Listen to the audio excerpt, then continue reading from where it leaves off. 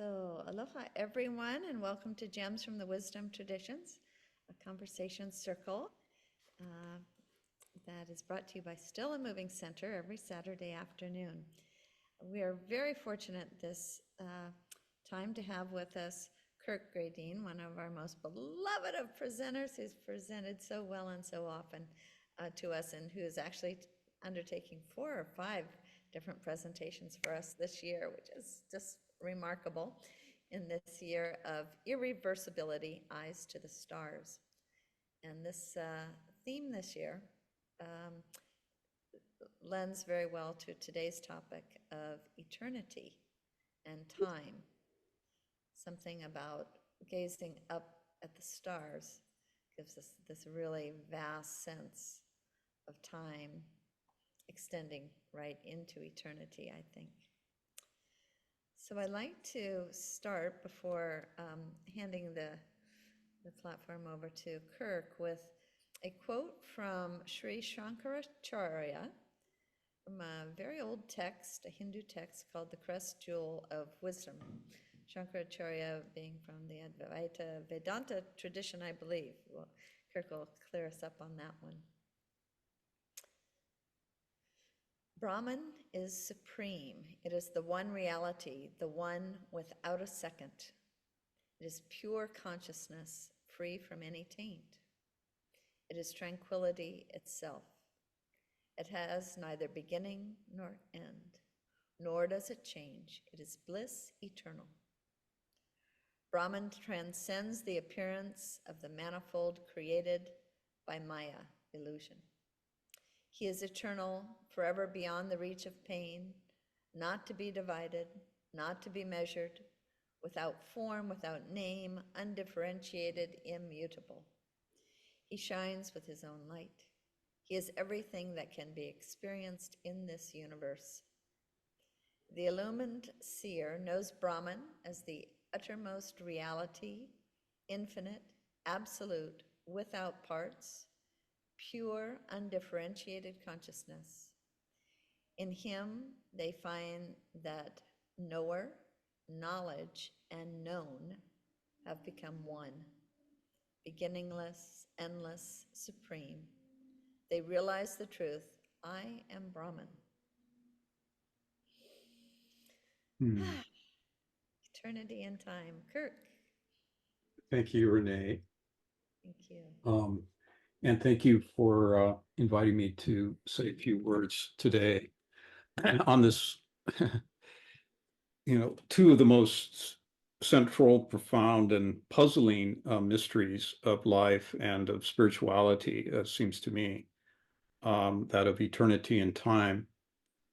And as Renee pointed out, I'm going to do so, or attempt to do so, primarily from the perspective of Advaita Vedanta. And I'll explain why that's the case.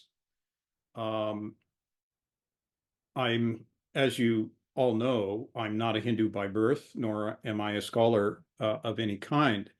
But it is also true that around the age of 16, thanks to a high school mentor that I had, I kind of fell head over heels in love with the fundamental teachings of Advaita through a book called Be Here Now by Baba Ram Das.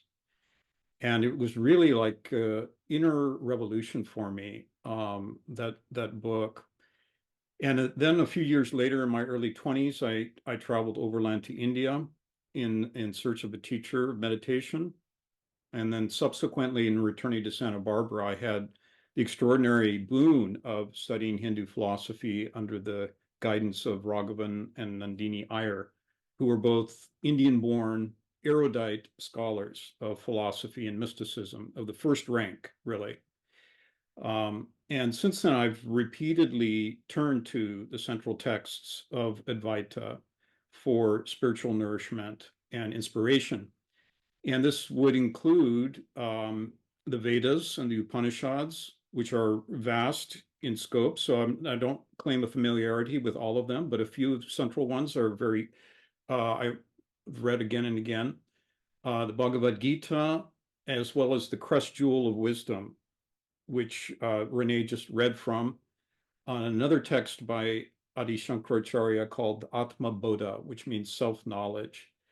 And Shankaracharya is considered the foremost exponent of Advaita philosophy. And so I'm going to start by explaining why I've chosen Advaita to talk about this theme. And also, as you'll see, it integrates with some of the key points of the theme. The first is that Advaita Vedanta, the philosophical position is that of non-dualism. And while other systems of philosophy, such as Sankhya, postulate a fundamental duality between spirit and matter, or consciousness and substance, eternity and time, Advaita does not. And this is the very meaning of the term Dvaita. It means not dual. And this non-dualism animates the whole of the philosophy. It also aligns with that which is found in Pythagorean, Socratic, Neoplatonic, Northern Buddhism, and certain Sufi and Christian mystical traditions. It is the perspective adopted by many great sages, such as Ramana Maharshi, and saints and heroes like Mahatma Gandhi, as well as genius level thinkers such as Emerson and Thoreau, and also Edward Bellamy, who Renee presented on a few weeks ago. In this view, eternity is not a heaven that we shall someday escape to, or a moksha that will merely liberate us from the cycles of existence, but a state of consciousness potentially ever present here and now. And so that that the title of Baba Ram Das's book, Be Here Now, is very relevant in that sense. We are now living our immortal lives, as Bellamy stated. And in the Advaita perspective, it is only because of avidya, which means ignorance, a lack of knowledge of our true nature, that we are held captive to this ever-changing magical illusion called Maya, preventing us from perceiving the underlying synthetic unity and continuity of things. And in a famous analogy given by Shankaracharya, in the dim light of ignorance, we mistake a curled up rope for a snake. And because of that, we are filled with fear and anxiety. But when knowledge awakens, we enter into the truth of unity, which is that ultimate tranquility and peace and bliss that was spoken of in the opening reading. The timeless is experienced in time. The drop returns to the ocean.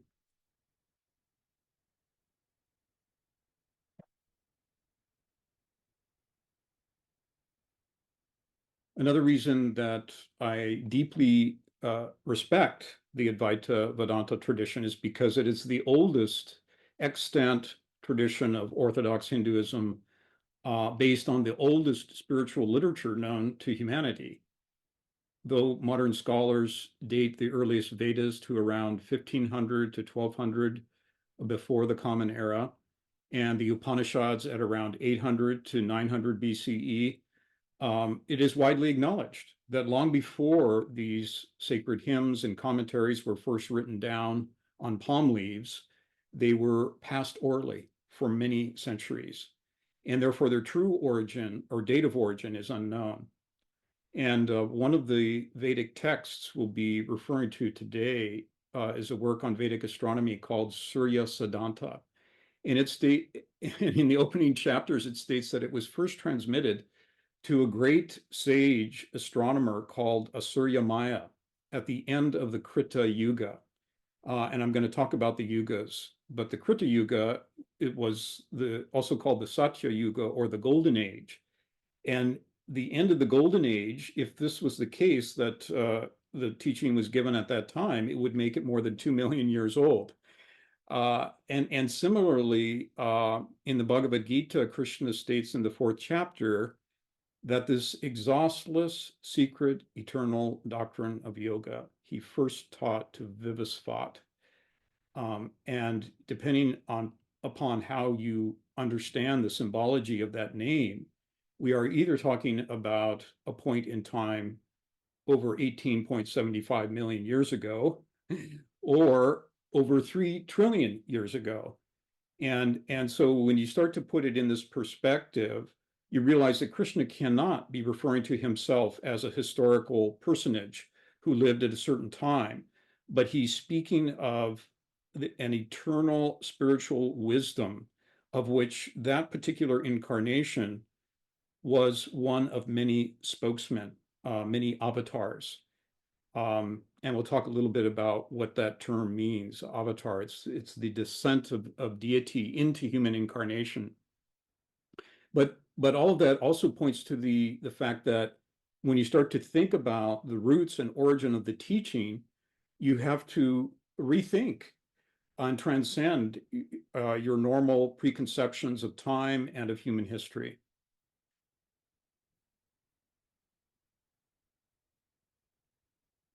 And this brings us to the fourth reason that we wanted to try to say a few things about Advaita today, is because the Vedic concept of cyclic time is one of the most sublime and comprehensive that you will ever find, as well as one of the most exacting. The oldest and most complete astronomical calendar still being published by the Tamil Brahmins of southern India is called Turukanda Pachanga. And in Sanskrit, Turukan means that which is seen with the divine eye or through divine vision. In Tamil, it is called Turu Ganita, Ganita meaning mathematical, because it's an astronomical and mathematical calendar. And as we shall see, it's a calendar which literally dates back to the beginning of our cosmos, far beyond and prior to what modern science calls the Big Bang.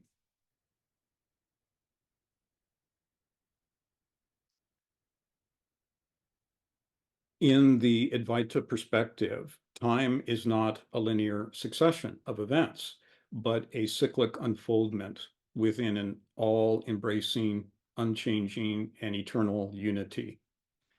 This non-dual, boundless, and timeless universal spiritual essence is called by many names. In the reading that Renee gave from the Crest Jewel, it is called Brahman, a term which suggests that it both pervades and transcends everything. Brahman includes both being and non-being. And elsewhere in the Upanishads, this one reality is called Parabrahm, meaning the absolute or supreme spirit.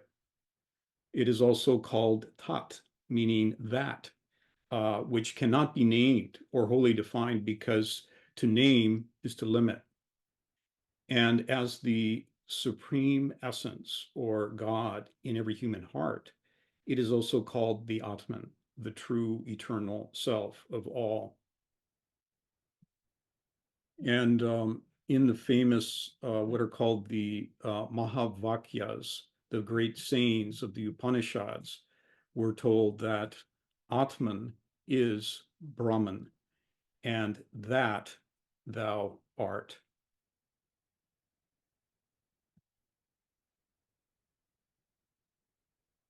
Also, in the Crest Jewel of Wisdom, Shankaracharya recommends meditation upon this eternal, all-pervading essence as Sat Chit Ananda, 3 Sanskrit words meaning briefly, they all have a depth of meaning to them, but briefly, meaning truth, consciousness, and bliss.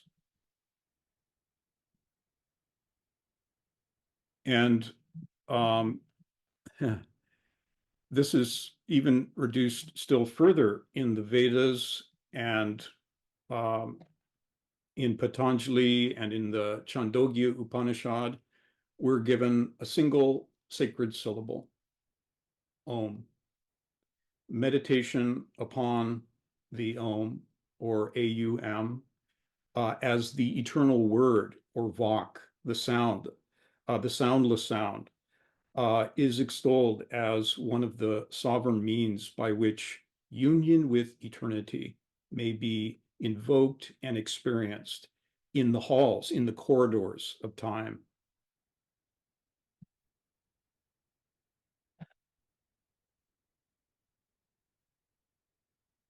Within this all-embracing reality, our current cosmos is depicted as only one in an endless series, a drop in the boundless ocean of self.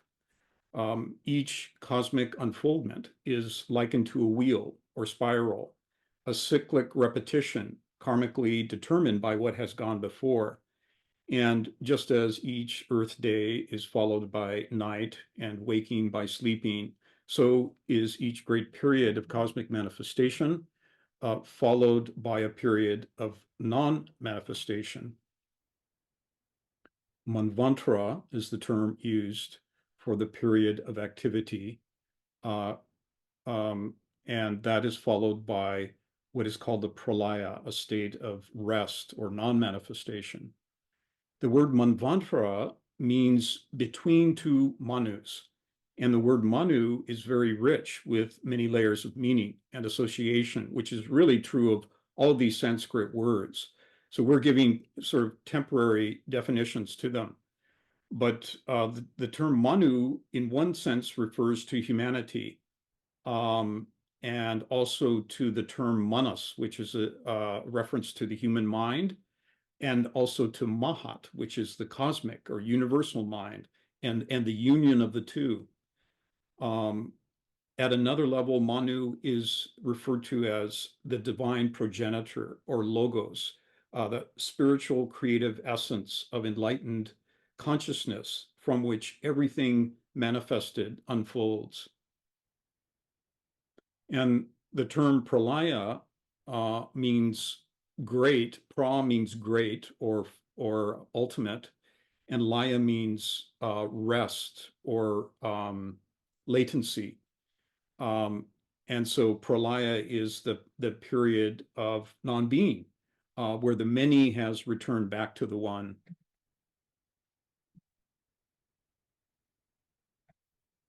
And this principle is operative in every cycle, just as every day is followed by night, waking by sleeping, without unity ever being broken. In the process of manifestation, there is described a slow descent from noumenal and ethereal planes called lokas into more crystallized, diverse, and specialized conditions of matter and energy and consciousness. And the Brur Loka there at the very center is a reference to the earthly, visible, objective plane of existence. And once this most dense and illusory level of multiplicity has been reached, there's a gradual return back to an undifferentiated state. And so each cosmos is a kind of breathing forth, a great exhalation and inhalation.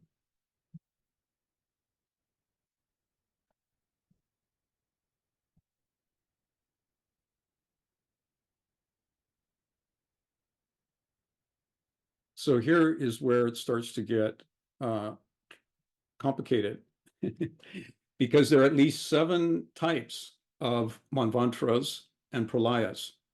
There's what's called the Maha Manvantara, also called the Maha Kalpa, there at the top, which pertains to the cosmos as a whole. And in the Vishnu Purana, the length of this Maha Manvantara is given in solar years, that is, Earth years, a period of 311 trillion 40 billion years, which is said to be equal to 100 years of Brahma. And if you do the math, you'll see that that's roughly 22,500 times longer than the age of the cosmos as currently estimated by NASA.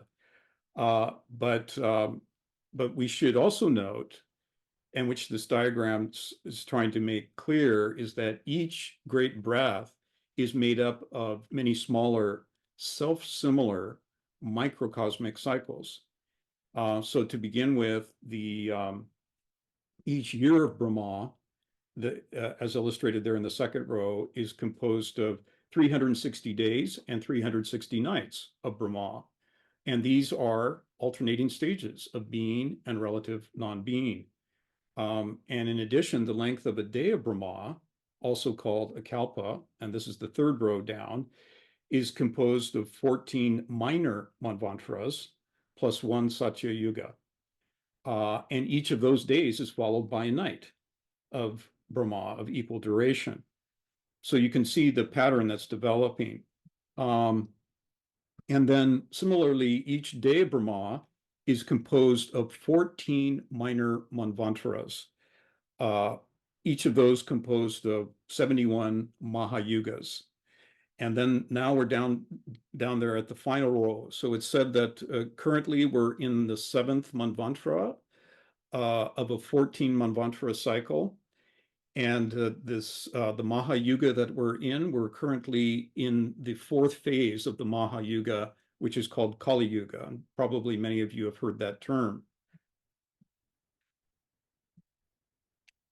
The yugas are similar to those that are found in the Greek tradition of ages, the golden, silver, and bronze and iron ages.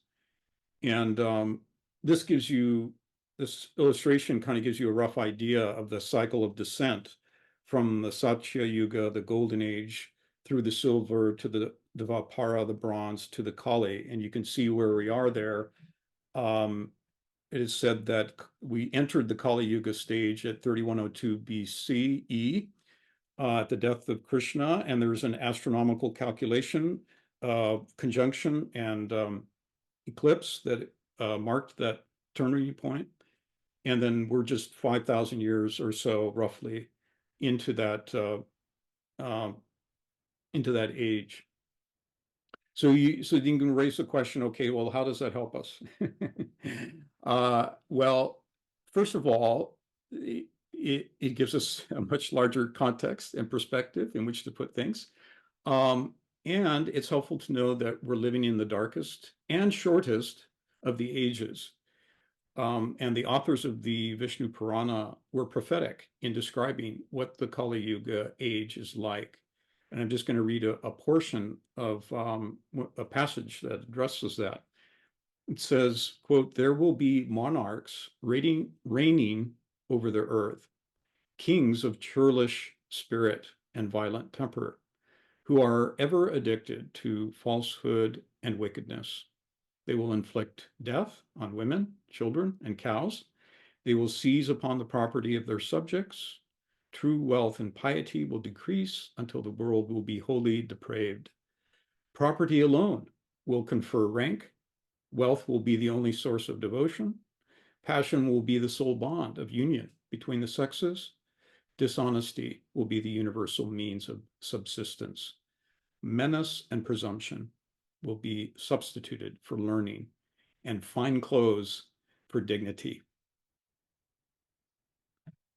So while all this does sound rather bleak, rather than being downtrodden by it, we can be sure that it is a passing condition, again, the shortest of the ages, and we can acknowledge the even greater importance of aligning ourselves with a kind of golden age spirituality by deepening our devotion, clarifying our ideals, refining our wisdom, transforming ourselves to be better agents or ambassadors of truth and love and of goodness, of the divine, and joining with others of like mind in service to the whole of life. And anyone who has studied the complex science of Vedic astrology at all knows that even the major cycles of influence of whatever kind are always overlaid with a complex interblending of many other cycles of planetary and zodiacal influences. such that even within Kali Yuga, it said, a minor golden age may emerge. And there isn't time for us to go into detail about it today, but if you look closely at the mythology associated with the transition from the Piscean to the Aquarian age, which according to some Vedic astrologers occurred in 1902, you'll find that some substantial basis for hope and optimism. In the Vedic system, Aquarius corresponds to Kumbha Rasi, the constellation associated with Shiva and Ganga, the goddess of both celestial and terrestrial waters, of purification, forgiveness, and all the spiritual graces of true soul nourishment. However, in conjunction with Shiva, she also brings the deluge, a time of reckoning, of transition, upheaval, of purification and dismantling. And that is, this is part of this transitional age that we're in, that old systems, institutions, and modes which do not serve the whole must pass away before a rebirth can occur.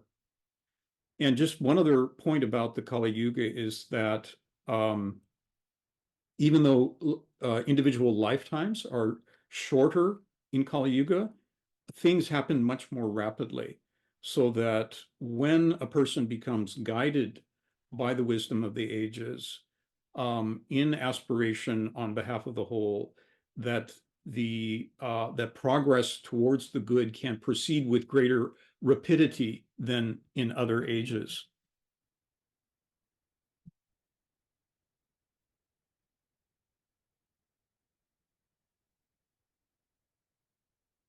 And then just as a final closing point, it's important to notice that the whole number of periods in solar years that's given for each of the periods, from the largest, from the Maha Manvantara to the year of Brahma, the day of Brahma, the Maha Yuga, and for each of the individual yugas, they're all divisible by 12. And this, among other things, points to the central importance in Vedic philosophy of the cyclic and archetypal nature of time, as reflected in the zodiac.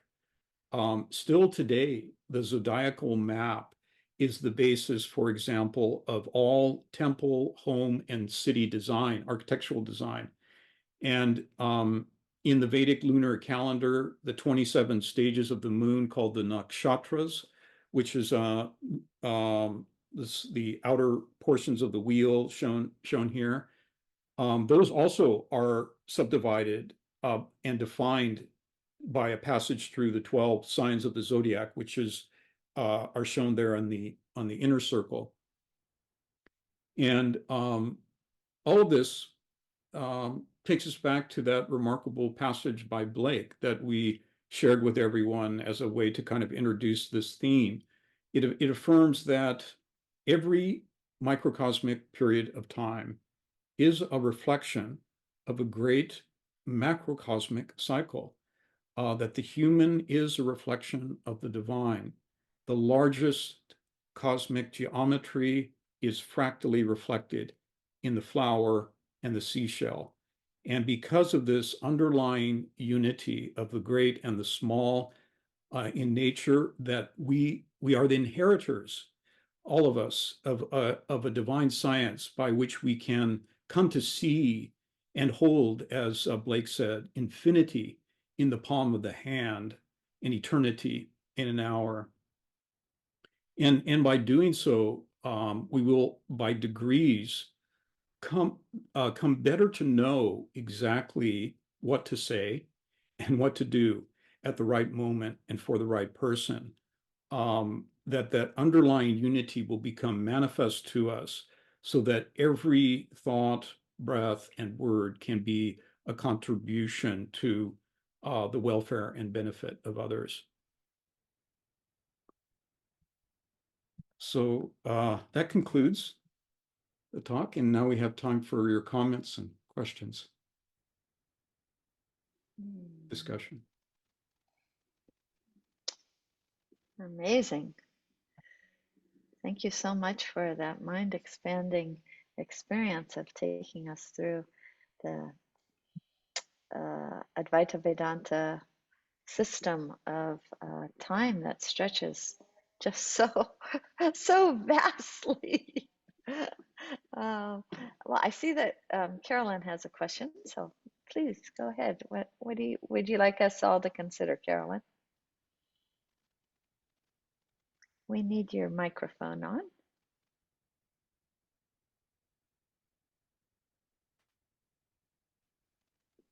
Sure. Okay, I Yes. read the Crest Jewel of Wisdom every day, and as you know, their focus there is on the recognition of the eternal. And I don't expect anytime soon ever to know what the eternal really is. In a way, I don't think it can be known, but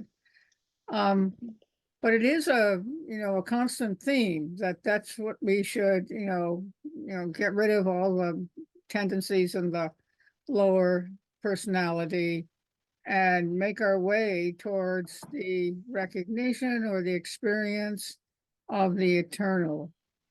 Do you have any suggestions, not so much of having to read that, but how to respect the super existence or the para existence of the eternal? Because we tend to have a pretty limited notion of what's eternal.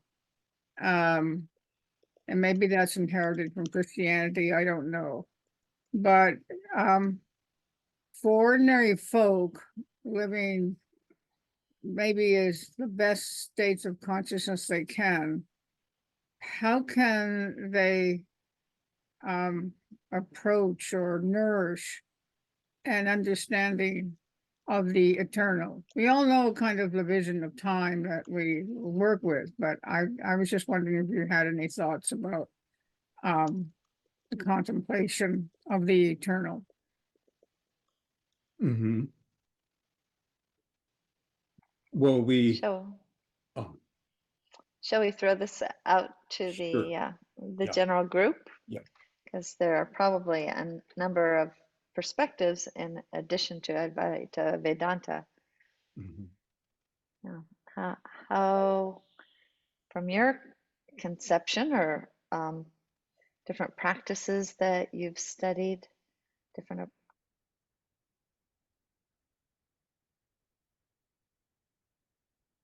how do you approach the eternal? It's a great question, isn't it? Mm-hmm.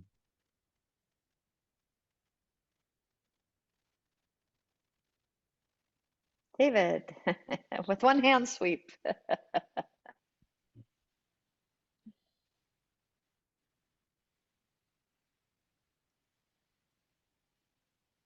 Can't hear you, David.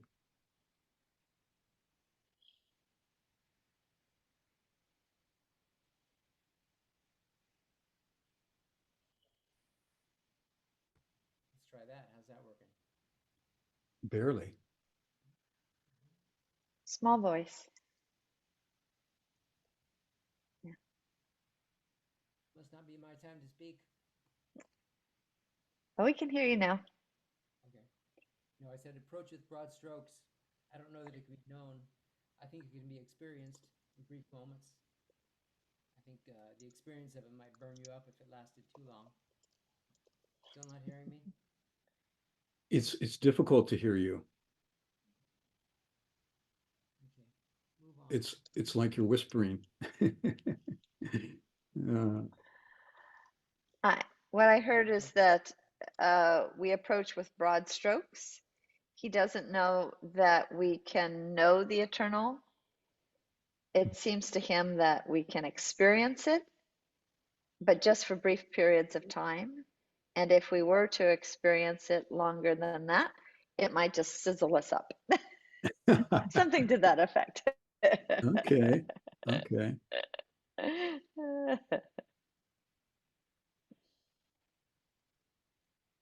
Yeah, I think if we were hearing it, if we were seeing it and knowing it and living in it,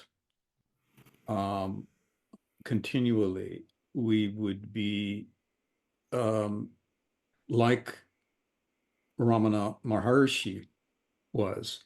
We would be of such radiance that even without speaking, we would be an agent of transformation for everyone around us, as he was.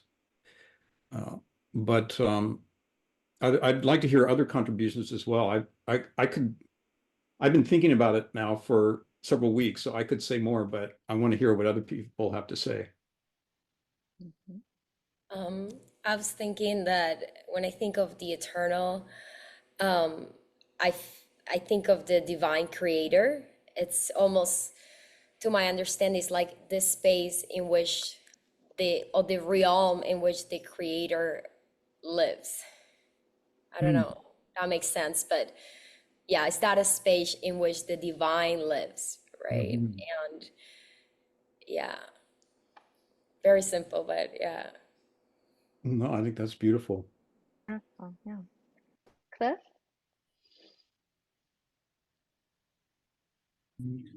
Well, I was thinking about the difference between linear time and cyclic time. There's a look from our AT&T connected cam. Whoa, was that me? Was that me? No, it wasn't. Okay. And yeah, like with linear time, you have past, present, and future. But the idea, I guess, in physics, there's this idea about space, that space is bends. I don't know who, Einstein or somebody talked about the bending nature of space.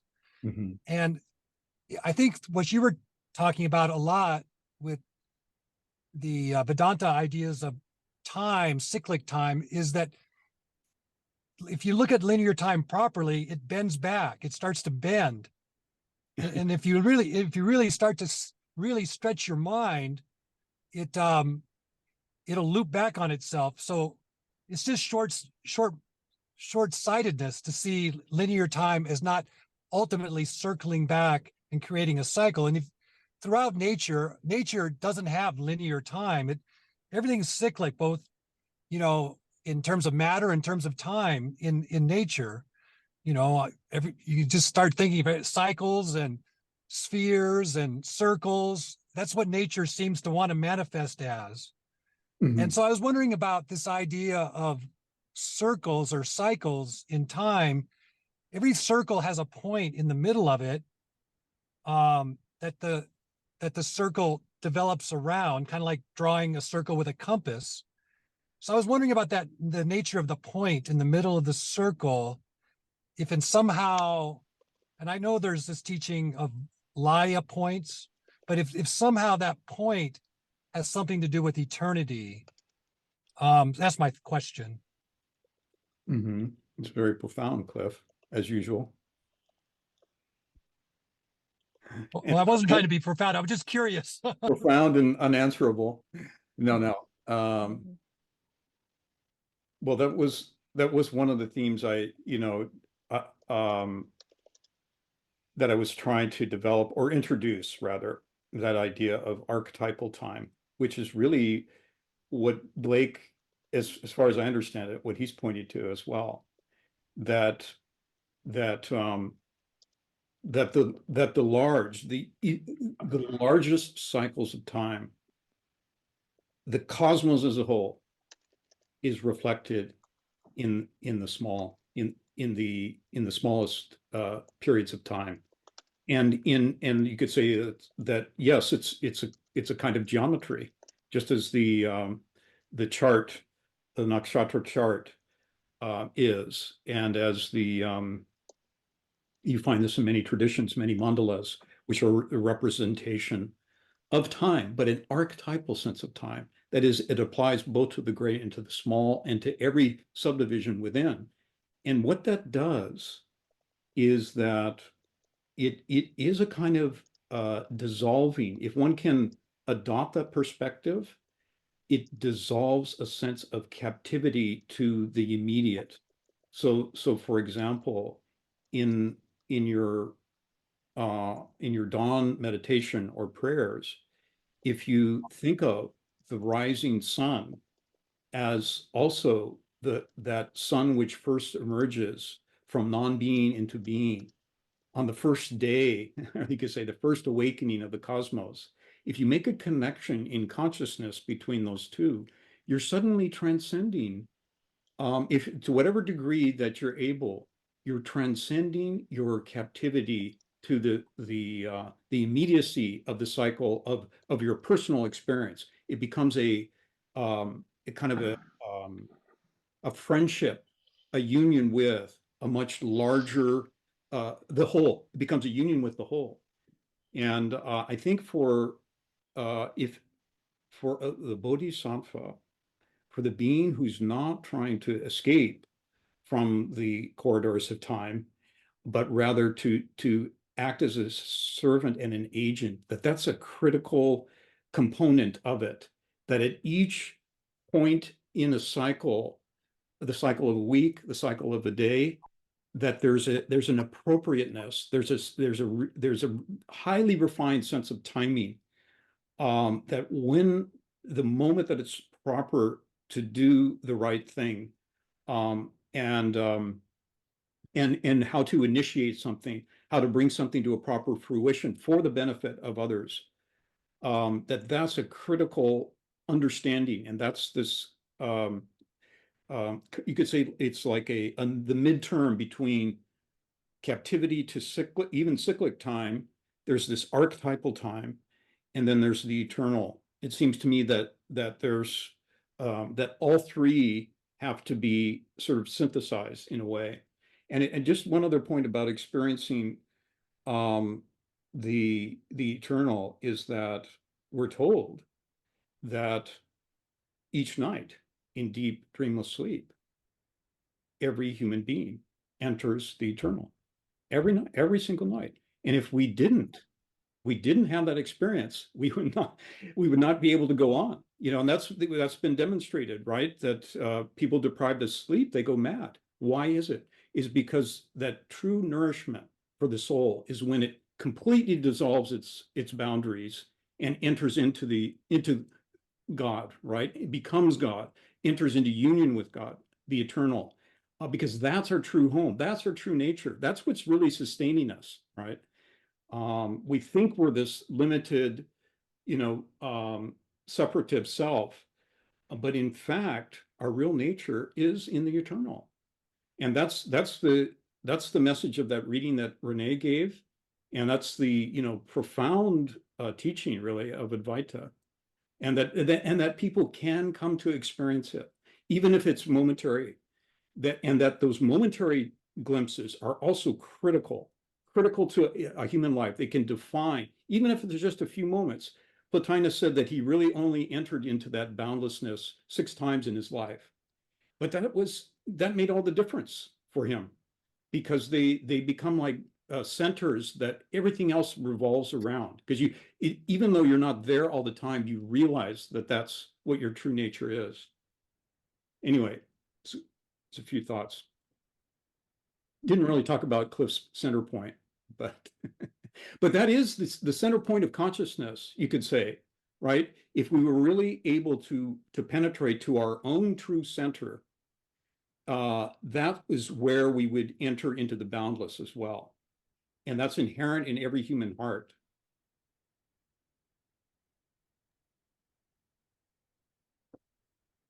Diana.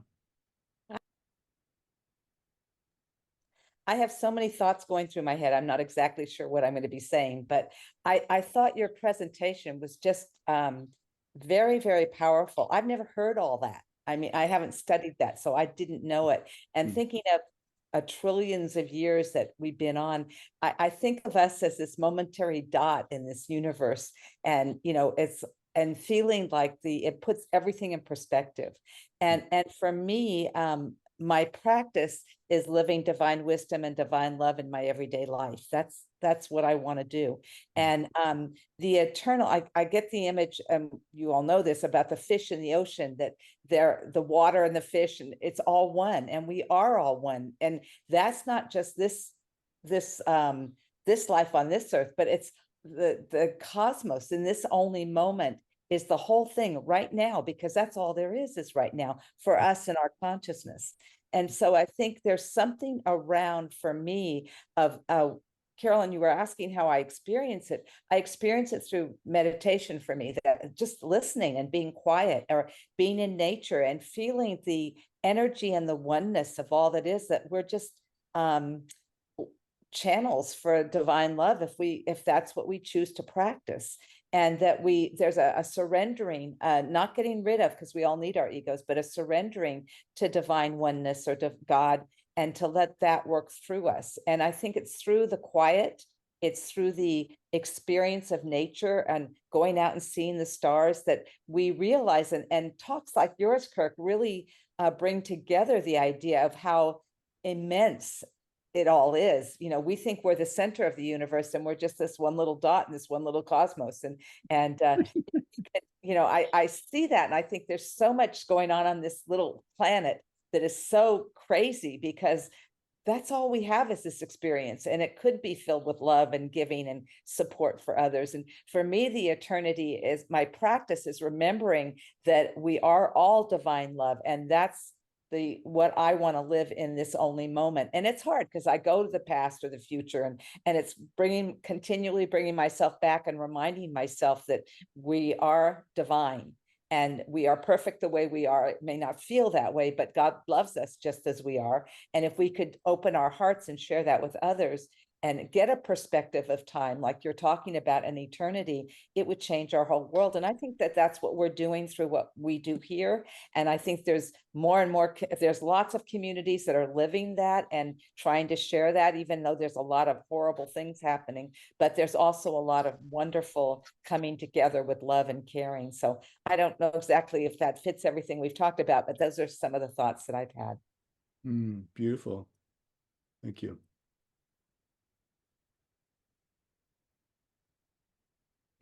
David is waving. I don't know, was that a hello or oh, a clap? It was a clap.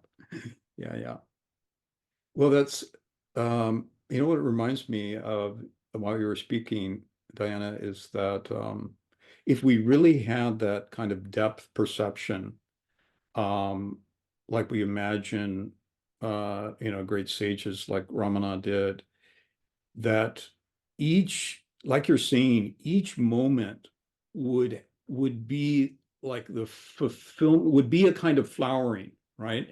That there wouldn't be this sense of lack or something being off, something being wrong, something not yet complete. There would be that sense of completeness in the present moment.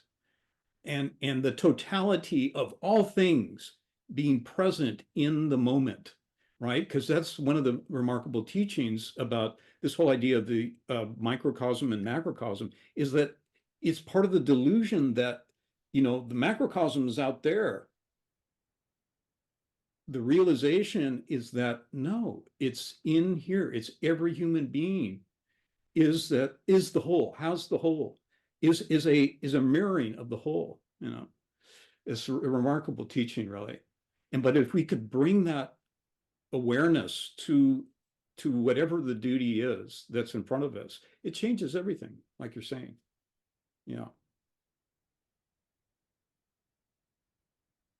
And I think remembering it's a practice, you know, that's, I keep reminding myself as I go off into different places that this is a practice. I may wander and I come back, and I come back and I come back and I come back to this only moment. And that's what my practice is, to remember that.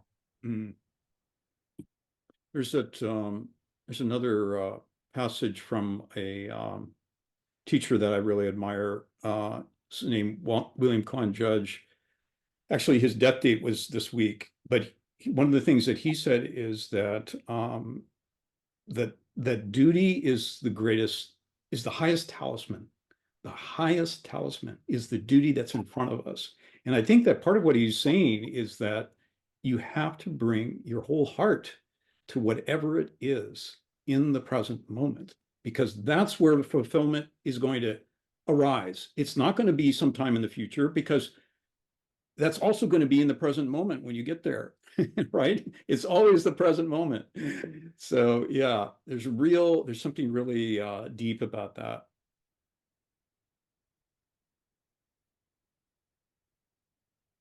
We can't hear you, Renee, but we can see you smiling and talking.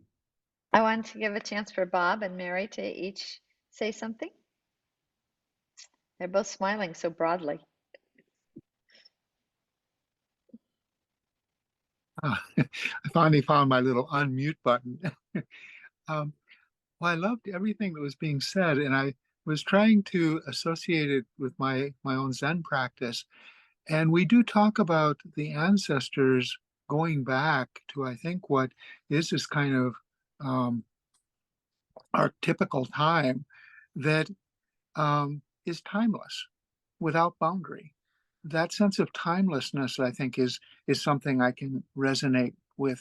And it all comes back to Kirk's first point of Advaita, non-duality. If you have duality, if you're the center and everything is outside you, then you're caught in that duality. But if you can simply drop that, and the little baby Buddha took 7 steps and pointed up to the heavens and said, "The heavens above, the earth below, I alone am holy." And he's alone because there is nothing else. He is completely identified with all other beings at that moment. So when you see a butterfly, it's not that you see the butterfly, you are the butterfly, and the butterfly is you. It's I don't know. I think the non-duality is the heart of it for me. I'm not sure how to say it any better. There's that one of the most famous, I think he's Japanese Zen poets. I think I've heard you speak about him, Basho. And someone asked him how he could write so beautifully about pine trees. And he said, "Well, I don't write about pine trees. I become the pine tree, and then I let the pine tree speak." Something like that, Yeah. Mary. Mahalo, Kirk, for enlightening me too. I feel like Diana, these are concepts I've never heard of before, but they do ring a bell. They do touch into the heart of each individual. We will all have our ideas of what eternity is. And when we get there, we'll all have each other to compare notes with. And one of the things that came to my mind was the realization that we are all particles of cosmic energy. We're cosmic dust, no matter how old, how many millions of years ago to the future. We're all going to have little particles of cosmic being. Amen. Lovely, yes.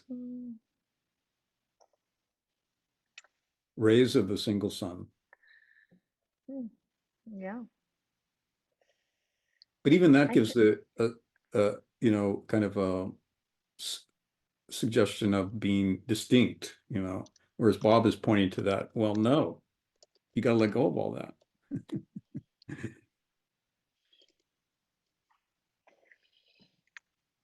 I think for me,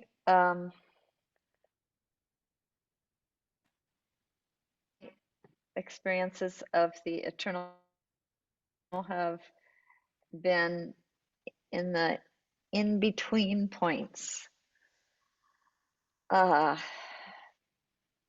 timeless they're not even moments. They're so timeless that they then stretch out. And there's this sense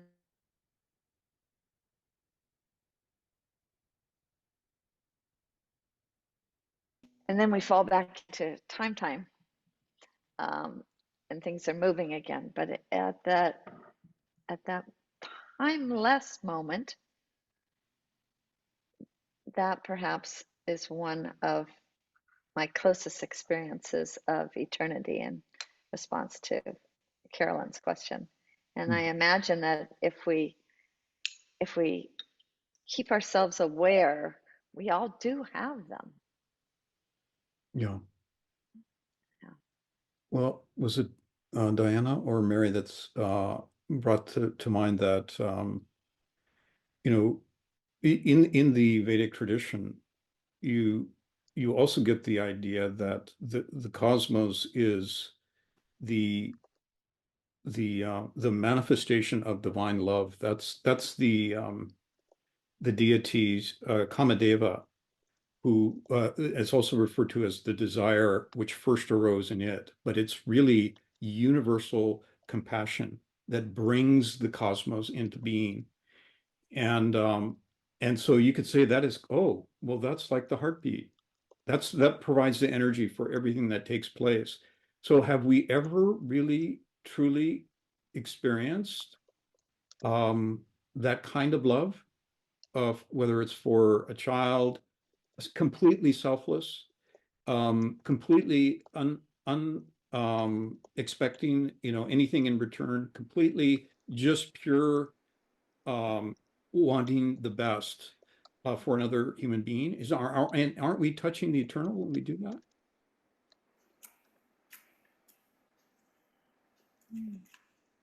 If every cosmos Great that comes into question. being is the outcome of divine love, if we ever have we ever experienced that love? Have we not? I'm sure we all have. So we've all been there.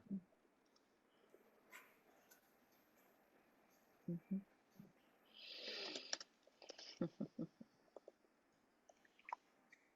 I'm so glad you brought that up. It activates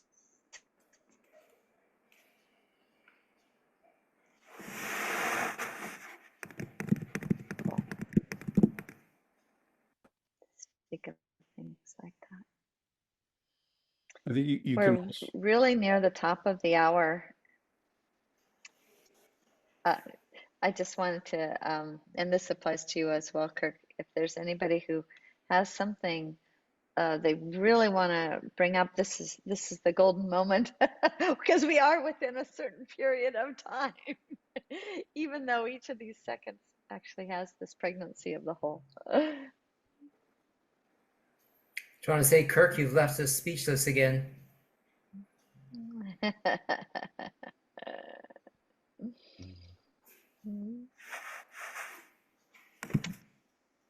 Well, let me go ahead and let someone amongst you decide that you'd like to give a vote of thanks to Kirk and let you know a little bit about what's coming up and from what traditions.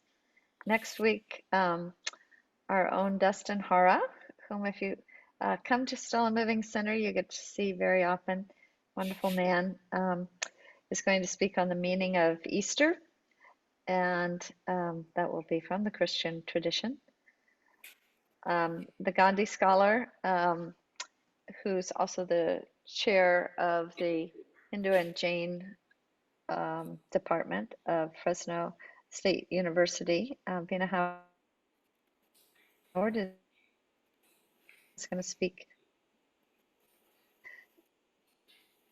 on April 16th, the path of to speak on tradition we don't hear from very often here at GEMS, and that is the Jain tradition. Then we're going to be heading for a little while into the tale of the Ramayana with April 13th for the birthday of Rama, being about Prince Rama and wavering, and the person who played Prince Rama in our Still and Moving Center enactment of the Ramayana this last year is going to speak on Rama from the Hindu tradition, and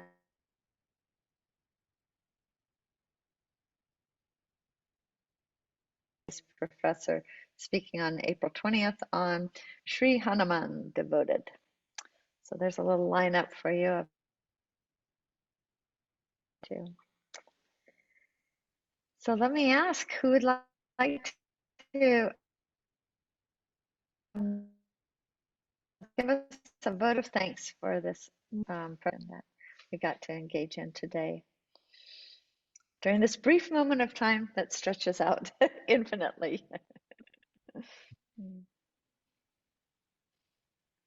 It's pretty vast, isn't it? I think I'd like to do it. I, Kirk, I really always admire the depth of thought that you bring to one of these topics, and that you not only search within yourself and for touchstones. For example, when you told us how you had fallen head over heels in love with Advaita Vedanta philosophy as a teenager. Um, um, and then also you really search within the fields of knowledge that are available to us at this remarkable time in history, when there is so much ancient wisdom available, as well as access to really what's going on in the cutting edge frontiers of new exploration of knowledge, explorations of knowledge. And so bringing us a little bit of that wealth, like I can't say that it's digestible, because as David says, we're pretty much left speechless by it. Yet we do have a little entry point, I think, to think of such a huge topic as a result of really the profound thought that you've given to it. And then when you present those beautiful graphics, it makes it really so much more accessible for our minds to have a little way of touching in on it. So we really, really appreciate what you have done today and have done for us in the past as well. Just enriched our lives greatly. It's very kind vote of thanks. Thank you, Renee. Mm-hmm. And thank you all. It was a delight to see your smiles and questions and comments. Yeah. Thank you. That was wonderful. Yeah. Bye. Aloha all. Aloha. Thank you again, Kirk. Aloha. Quite welcome. Thank you, everyone.